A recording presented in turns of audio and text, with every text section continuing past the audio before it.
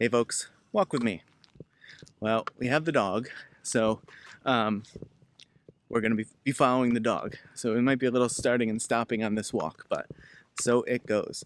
I wanted to talk about a little idea that I came across, which actually ties into a video I put out a few days ago, which was about one way to build sort of like successful habits is to do a very normal thing for an abnormal period of time. So you're not trying to like do the craziest thing, just trying to do something relatively normal, relatively doable, and do it for a lengthy period of time. Do it for the next 25 years and see how it goes. So in conjunction with that is this other concept, and you could either tie these two together or separate them out, whatever works. But this idea of too small to fail. So we all know here in the US about the idea of companies being too big to fail.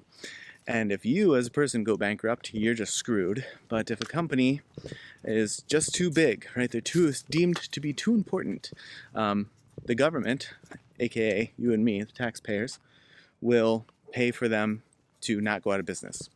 That's called too big to fail. So too small to fail in this context is that you create habits or create little tasks that are part of the grander scheme of things that you're trying to accomplish, but the little tasks themselves, they're just too small to fail. They are just way too easy. Easier than like brushing your teeth every day. So yeah, setting yourself that. And again, this I think helps the mindset of like somebody who sees the mountain in front of them and goes, how the hell do I get up that mountain? Right? And if you're a Taoist, Lao Tzu would tell you the journey of 10,000 steps begins with a single step, right? This is very much that. But if you have a hard time conceptualizing, I have this big goal, how do I break it down? This is where you can get into a combination of these ideas of, well, first of all, think of something that contributes to that goal that is too small to fail.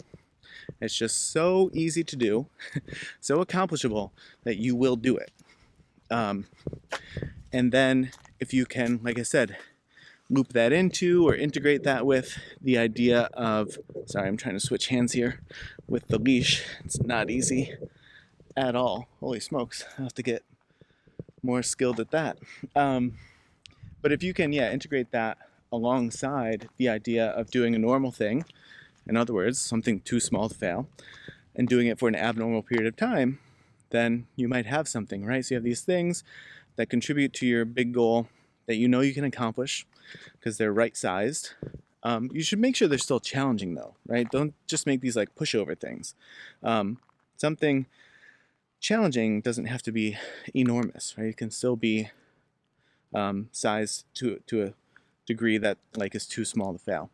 And then just do those over and over and over again, or whatever the like succession is, right? Sometimes it's not doing the same thing over and over and over again, but it's doing this thing and then that builds you to doing that thing, whatever it is. But I thought I'd share this idea. I thought those are two nifty things that kind of go along pretty well together if you're looking for any little nuggets or whatnot to roll around in the back of your brain and see if they ever stick in a way that you find helpful.